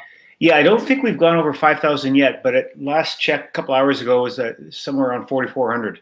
So wow. I mean, I'm real happy with that, quite honestly. I didn't expect. I kind of had a stretch goal of 5,000, but I would have been happy with half of that. And you guys were talking earlier about, somebody was asking about the price of the booths relative to the regular expo, and it's interesting because the way we're at now with just over 50 booths and 4,000 plus people, it's actually the equivalent of almost double what the expo gets in terms of the amount of attendees per booth, because there's 4 times as many booths, but there's we've got so proportionally, it'll actually be higher per vendor. So you guys are going to be busy. So that's great. Yeah. Go ahead, Ameet. That's really good news. I'm looking forward to it, Steve. And I also want to echo Jeremy's sentiments. I want to thank you. And I'm glad that I have some of the answers. I'm glad you're on camera to answer some of the more difficult ones. But we've tried our best over the last, I would say, actually month and a half of answering questions and posting. Yeah, it's gone pretty quickly. But again, it's relatively short period of time for how much we had to kind of do on this. It's brand new, so I'm pretty excited about it. Yeah, we are too. And I mean, Ameet and I have both been answering questions from hobbyists for the past month and a half on what is this going to be. And I just had to start telling people, guys, I can't answer everyone anymore. I don't have enough hours a day. Yeah. So check out this episode of Sports Cards Live. We're going to give all the information then. And today was a great opportunity to get into the show and check it out and get a feel, and it worked out so well that you did it on Wednesday, because this show being a Wednesday show, it gave us the day to really make sure we were delivering good information to the attendees and to the viewers tonight. Was there, but I do want to make sure, was there anything that we said that was inaccurate? Like my count of how many people can come in a booth? No, no, you guys did a bang up job. You actually had the number right. So the number per booth is up to 500. On screen, you were right at 10. The main stage is where you get the 100,000 person figure from, because the main stage can handle up to that capacity. So no, everything else was bang on in terms of what you can do, how you can do it. I think the only thing that, from a technical perspective, that you may not have covered fully was you covered off the booth chat, but there's also a complete event chat as well. So when someone's in your booth, they'll be able to see who's in the booth and chatting, and then there's also the chat for everyone at the event. So you can reach out to somebody can reach out to you. It allows us as the organizers to make effectively announcements. We'll be able to post, all right, Austin's going to be on the stage in half an hour. Join us at the main stage at 5 p.m. and that kind of thing. So, can you quickly run through for everybody who's viewing, and who else in addition to Austin Matthews is scheduled to make an appearance at the show that we'd have heard of? Yeah, absolutely, and that's been part of the fun of this, and quite honestly, it's where I see so much potential for this. So, out of the gate, the whole idea was that this opens it up to everyone, and as you know. Obviously, Expo is predominantly hockey. I can't put an exact number on it, but I've heard people estimate anywhere from 70 to 90% hockey. I've made a point of wanting it to be all sports, but without sacrificing kind of the roots of the show. But also, this opens up to everybody. I don't know exactly. I think we've got 25% of the vendors for this weekend are from the US. I don't know. I can't tell you what percentage. I just don't have that data in terms of the attendees. But there's definitely a number that are American, and it'll be a number of all sports will be covered off. So I think that's an interesting and neat part of it. But so within the guest piece, I was really looking to get all kinds of opportunities to have people there, and it opens it up. So I have everybody from Brandon Steiner of the Steiner Agency and formerly Steiner Sports, and now the Collectibles Exchange is going to be doing opening remarks. And I just met him, recently. We haven't met in person, but just through this. So he'll be doing that. Beckett, as a big supporter of the event, as you mentioned earlier, David Poole from the grading side is going to be there, as well as Steve Grad on the authentication side is going to be speaking on Saturday, and Eric Norton of previously of Fat Packs and now that handles their web stream will be interviewing those guys. Then we also have obviously the session where Austin's coming on. I shouldn't say obviously, is another podcast called Squid and the Ultimate Leafs Fan. Squid is something I learned as well. I didn't know it was Rick Vive's nickname, but so he and Mike Wilson, the Ultimate Leafs Fan, had a new podcast / webcast. So they're coming on with Gary Lehman. Originally, they were trying to get Andrew Chuck as well as kind of the three Leafs 50 goal scorers. Weren't able to get him, but pretty good idea of getting Austin to join, and Austin had been talking to Vive in the past. So it's kind of being called turning 50 or hitting 50. Because of how close Austin is and how that will play out with this kind of revised season and what that'll look like. So anyway, I mean, obviously, I had been doing some outreach to the PA and to the alumni about getting other guys to appear. There's all those opportunities that exist. And I was looking across other sports. There's a lot of really neat opportunities to do this. So so we'll have that on Friday, and then Saturday we have wrestler Bushwhacker from the WWE.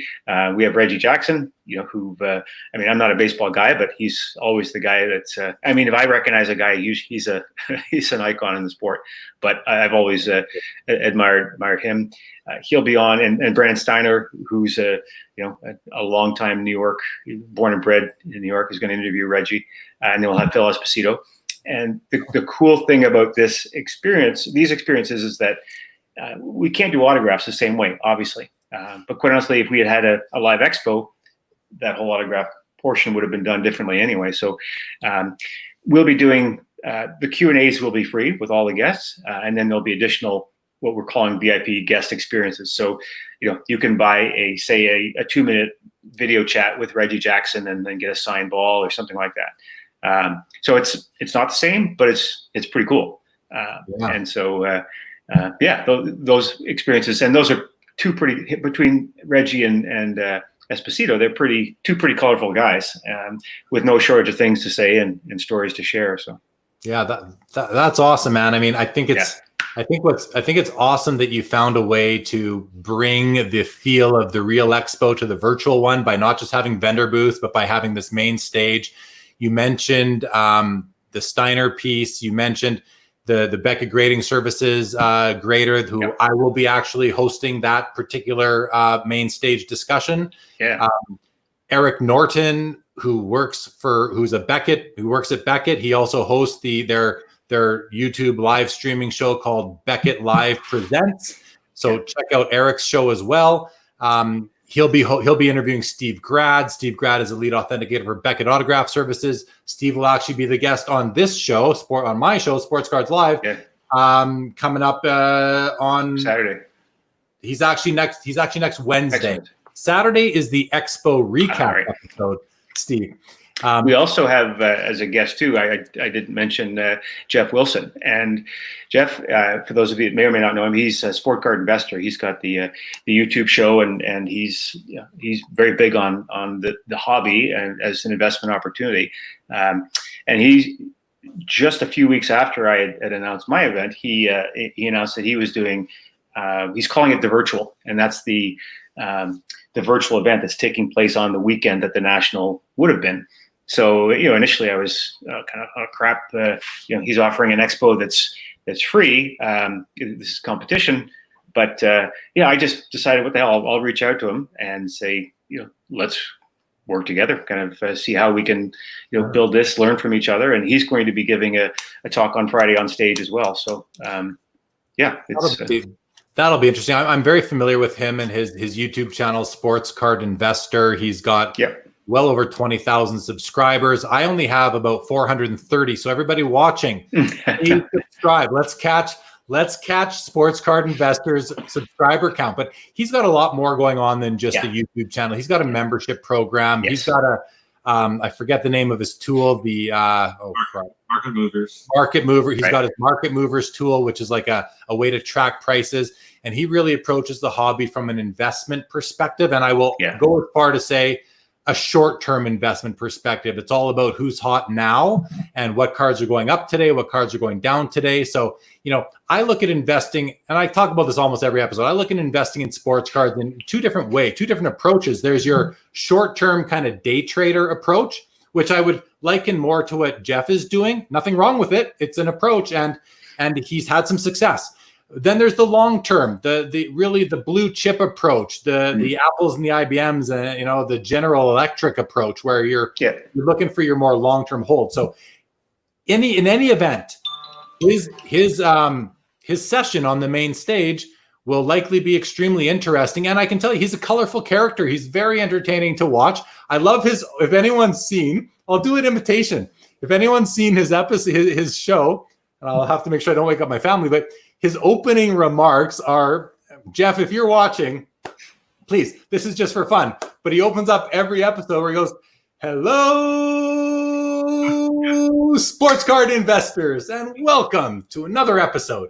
So he's really lively. He's got a great personality, and I look forward to meeting him and taking in his panel discussion. So anyway, lots of awesome things coming. Let's get to some giveaways, because we do want. I've forgotten to do them before, so let's not forget about the giveaways.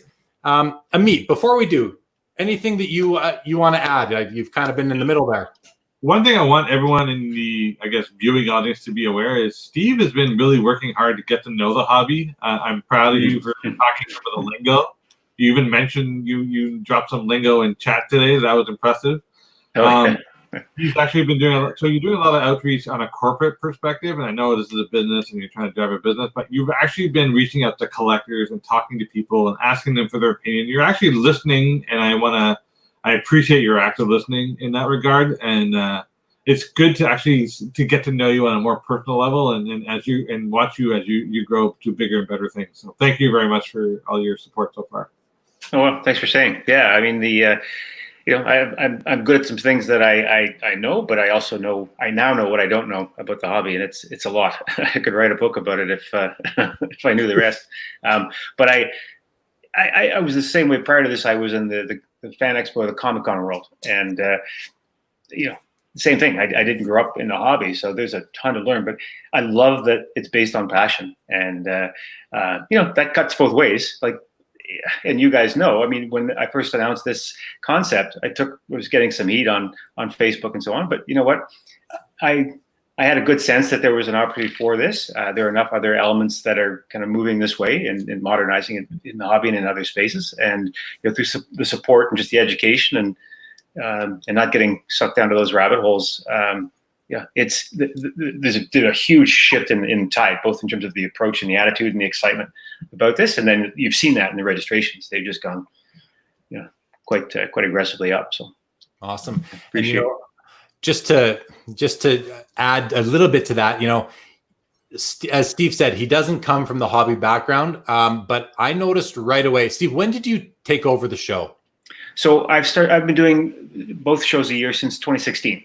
Okay, so 16, 17, 18. So you've had 8 shows. Yep, 8 shows, and now this one. Yeah. So, I mean, I remember when I first met you as a vendor, and I said to you, hey, I'm not going to just re-sign up for next show. Give me my same booth. You have my credit card, take my deposit. And you're like, I've never really been involved in a trade show where the guys want the same booth show after show after show. Yeah. And I couldn't imagine not wanting the same booth show after show. People know where to find you if you're set up there, right? So I thought that was funny. And to Ameet's point even more, the fact that this is already your second appearance on Sports Cards Live. It proves to everybody watching, all the attendees of the show, the guy that owns the expo is just a guy like the rest of us. He's just it is his business, it's his livelihood, and he deserves to make a living from it. But he's trying to learn as much as he can and be a part of this and not just be a guy in a suit walking around the show. And I'm happy to say he doesn't wear a suit at the show. So at the real show. So, thanks for that, Steve. It does make us as vendors and as avid hobbyists that much more connected to the event. So it's pretty awesome. Good.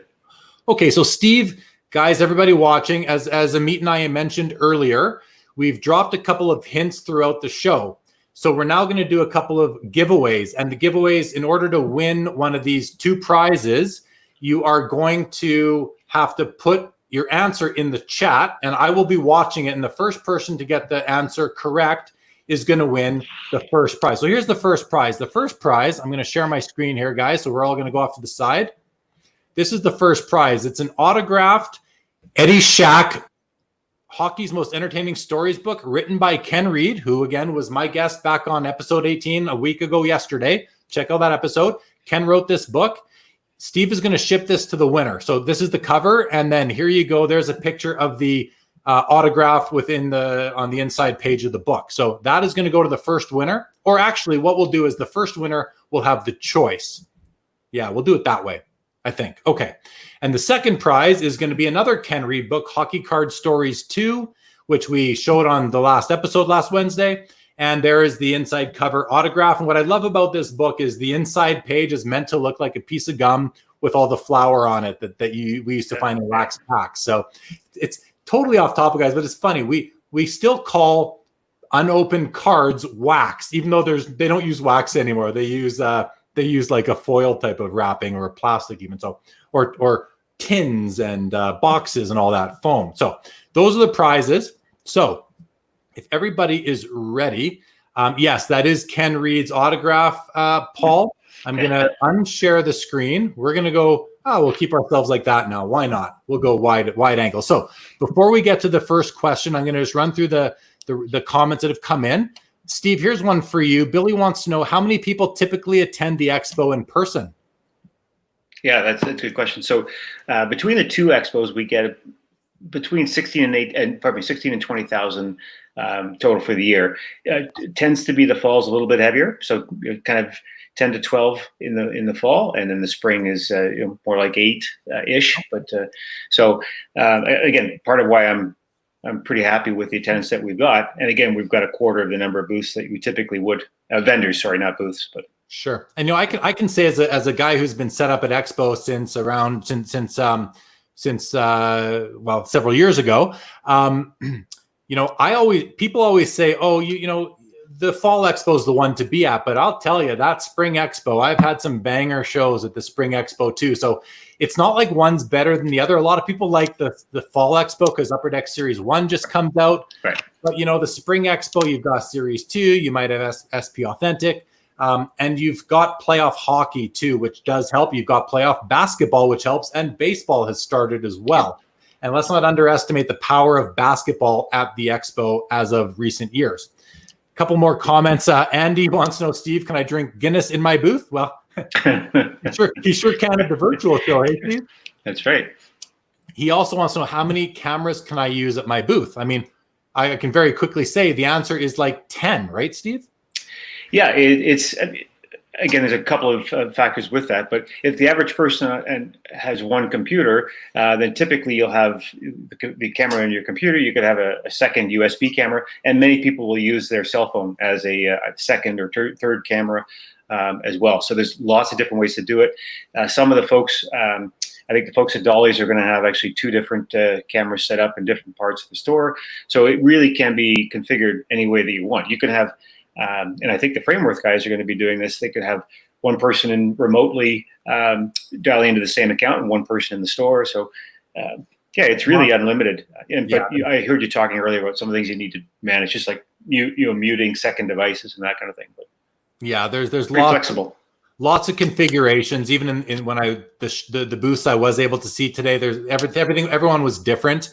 For myself, I'm going to have myself on one camera, and I'm going to use a second camera, which is really going to be a phone, just aimed at a showcase that's on the floor beside me, so that I have some eye candy for the show. Yep. Okay. Ziggy says, Jeff from Sports Card Investor mentioned the expo tonight at our members only meeting. So he has a membership program, and I guess he has these member only meetings where he gives away some cards. And so that's cool to hear that he mentioned it. I don't know how many members he has. That would be interesting to know. But definitely some people heard about that today. Ethan Schwartz says, what is the Ultra Pro Kids Break? Can you speak to that at all, Steve? You know what? In any detail? No, I can't. But Ultra Pro has been a great bigger part of the show for the last, I think this will be their 4th show. They're a tremendous group to work with. Again, actually a company I did know from before, because they're also in the comic and gaming space. But they are, as is Upper Deck and as are a lot in the hobby, are really focused on trying to get more young people to get into the collected game, which is, we all want to see that. It's super admirable. So they've been doing these kid breaks at the live expo the last 2 shows, and they've been super successful. So they're just continuing with that. So I don't know exactly what it is they're breaking, and I should, but that's where I my lack of hobby roots comes out. Hey, that's okay, man. I mean, and that's for people to go check out. And Ultra Pro is going to actually be doing a factory tour as well. Yeah. So check out their booth. Ask them the questions. Don't fear asking questions of any of the vendors, especially the Ultra Pro guys. If you want to know when they're going to do their factory tour, I know I want to see that. And Ameet, I know what were you telling me? You want to nerd out and check that too, don't you? 100%. I want to see the stuff you don't normally see. So I'm all for that. Yeah, for sure. And another cool thing about, you just kind of put a thought into my mind there, Steve, in terms of or even Ethan with a question in terms of the kids breaks. I mean, if you're watching the show and you're going to be checking out the expo and you've got kids, let them check it out with you. Let them meet some of the vendors on screen. I mean, we want to grow the hobby. It's in everyone's best interest. We love the hobby. We think everybody should love it. So, let your kids be a part of it. When you come back to the real expo, bring your kids to the real expo. People always say it's not a hobby for kids anymore. Well, I agree. It's not anymore about buying a piece of gum and getting 10 cards with it, but there are still kids in the hobby, and there are still products that are very suitable and fitting towards the kids. So don't underestimate how many kids there are, or the kids do like cars. So kids love their video games, but more and more kids are loving cards right now. And there's a lot of cards in the news and in the media. TMZ's talking about it regularly now. I mean, not the kids are watching TMZ, but there's lots of information out there and kids are being exposed to it more. Steve, what do you want to jump in with? Well, I was just going to say, I mean, you look at what StockX and some of the whole, like their move from just streetwear and watches, and they've gone heavy into cards, and you're seeing guys like Gary Vee that are really, big in that market space, with that demographic. So it's become super hot at all levels. Yeah, and I think we shouldn't complain about it. A lot of people are kind of skeptical of Gary Vee and this Vegas Dave character. I don't know either of these guys personally, but I don't really have an opinion on Vegas Dave. But as far as Gary Vee goes, I do believe the guy is a genuine person and just loves helping people. I think he's actually a collector, and I think he's not adverse to making money. And if he sees an opportunity, he'll do it. But if he sees a player he likes, he'll invest and see where it goes. In any event, okay. Last question, and then we're going to go and do the trivia. The last question, Steve. This is from Andy. You came over from the Fan Expo Toronto Comic Con. How long were you there? Never knew you back then. Yeah, I started with working with him back in 2006. And I worked with him basically from then, and I'd never been to Fan Expo before. I helped him with sponsorships and kind of moved over the years and eventually took over running it as president until 2013. And many people will remember that one because that's the year that we did sports at Fan Expo, which is how I got to know Al and the Sport Card Expo. So there was a year as we moved Fan Expo into the entire convention center where we needed to expand, and that was actually Amon's roots. So, I had a 7-8 year run with that category. It was pretty fun. Very cool. Okay, so for everybody, I just added Ameet's Instagram account to the ticker. If you want to follow Ameet on Instagram, he is at Titan Hockey Stick. Please go follow Ameet on Instagram. Myself, I'm at jlee_cards. My name is Jeremy Lee, and I'm jlee_cards on Instagram. Please follow me there. On Twitter, I created a Twitter account for Sports Cards Live. It is Sports Cards LIV1. Someone else had the full name, so they subbed out the E for the 1. So check that out. And let's see another comment. All right, thanks for sharing, says Andy. Great. Okay, trivia time. So the first question for the choice of the 2 books. If everybody is ready who is still tuned in, the first question is, what booth number do Ameet and I set up at the regular expo? We mentioned this earlier on in the episode. If anybody was paying attention and knows what booth number we set up at expo, type it in that comment box, and you're gonna have your choice of the Eddie Shack book or the Hockey Card Stories 2. And the winner is, so many people got it right all of a sudden. Earl Strohmeyer was first. Earl beat out Zach Danner, Brian Palmer, Ziggy No, Barry Ma, Al G, Chris Wells. Wow. Oh, so many people got it right. Josh Glover, PLJ, Corey Wilson. Okay, so the winner is Earl Strohmeyer.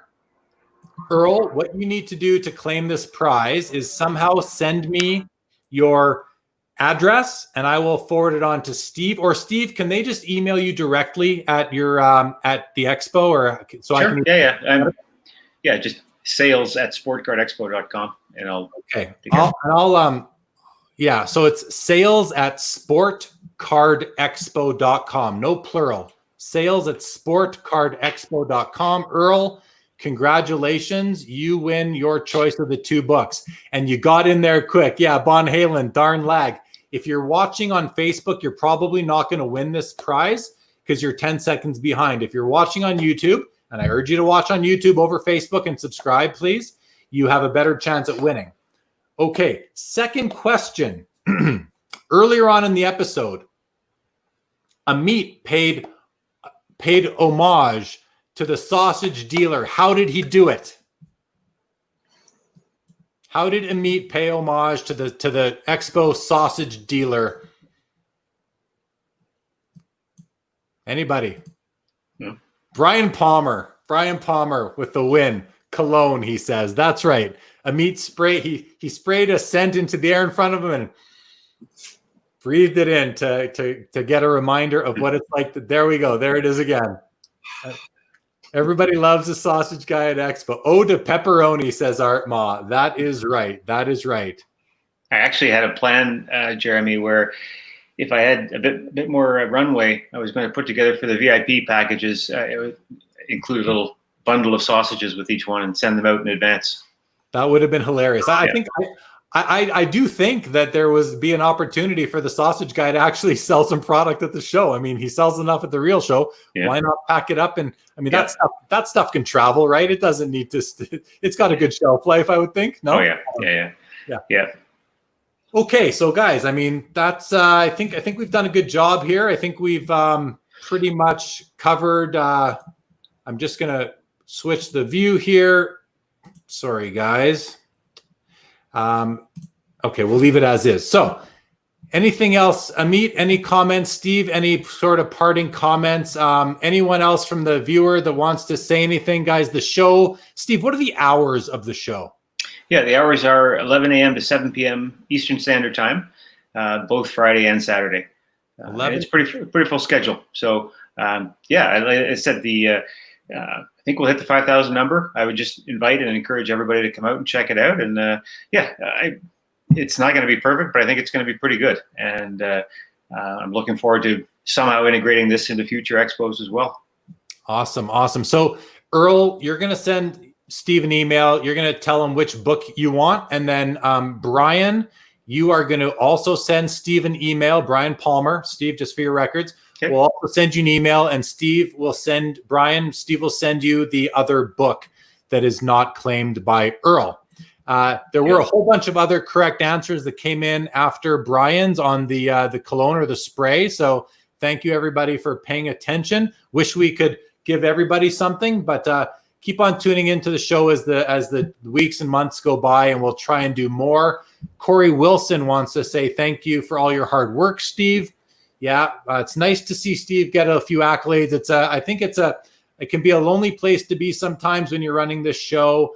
And, I think everybody knows that there's a lot of critics in this hobby.